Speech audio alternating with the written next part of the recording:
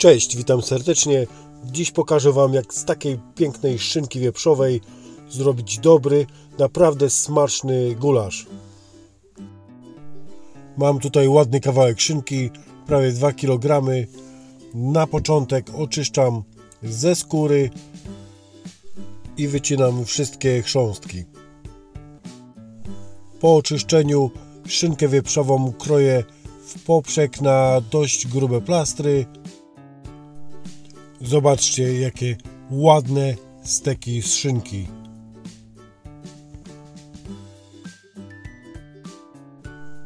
Teraz kroję w drugą stronę i wychodzą mi piękne kawałki szynki pokrojonej na gulasz.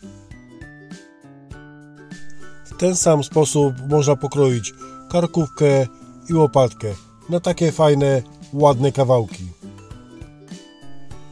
Mięso przyprawiam solą, dosyć dobrze, wieprzowina lubi sól i świeżo zmielonym pieprzem, który doda więcej aromatu i smaku. Biorę garść majeranku, rozcieram go w dłoni i posypuję mięso. Dodaję także szczyptę oregano i 2 pełne łyżeczki indyjskiej przyprawy curry. Teraz to wszystko mieszam i wcieram przyprawy w każdy kawałek szynki wieprzowej. Następnie odstawiam na 15-20 minut. Napisz mi proszę w komentarzu, ile u Ciebie kosztuje główka świeżego czosnku.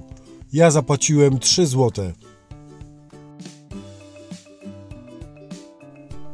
Na patelnię wlewam odrobinę oleju do smażenia. Oczywiście smalec mile widziany. Mięso smażę na raty, podzieliłem na 2 części. Smażę na dużym ogniu, często mieszając. Kocham gotować i dzielić się dobrym smakiem. Czujesz, jak to pachnie? Wieprzowina z majerankiem i z curry na patelni. Po prostu niesamowicie bosko.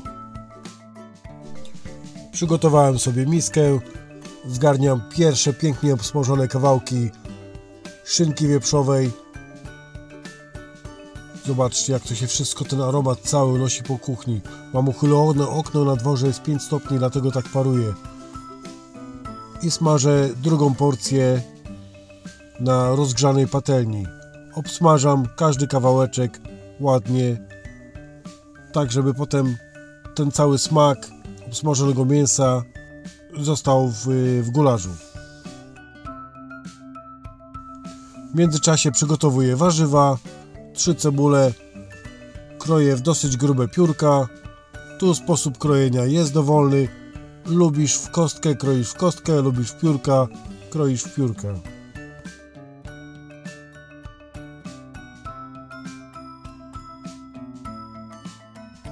Przygotowałem 5-6 ząbków mocnego, aromatycznego czosnku.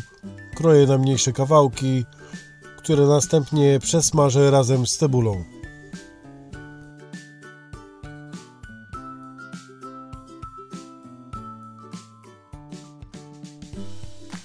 Czosnek pokrojony, mięso usmażone, obsmażone każdy kawałek łopatki. Przekładam do miski. Pięknie to wygląda. Na patelnię, na której smażyłem mięso, dodaję trochę oleju i smażę krótko cebulę z czosnkiem, delikatnie doprawiając solą i pieprzem.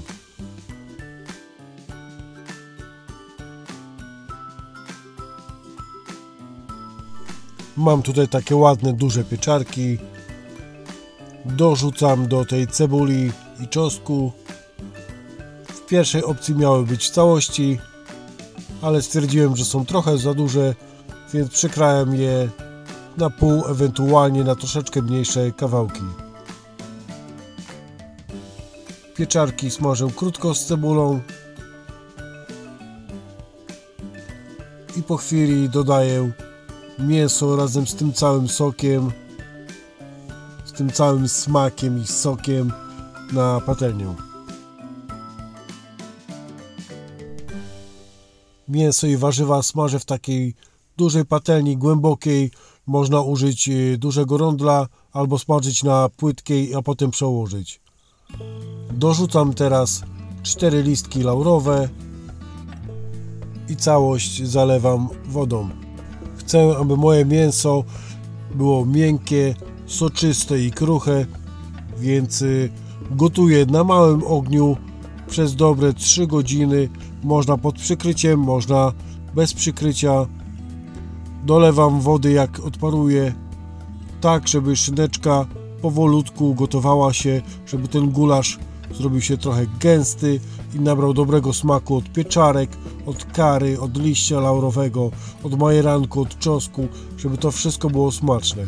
Nie dodaję koncentratu, jest taki naturalnym sosie, taki gulasz domowy, zwykły, prosty, ale bardzo, bardzo smaczny.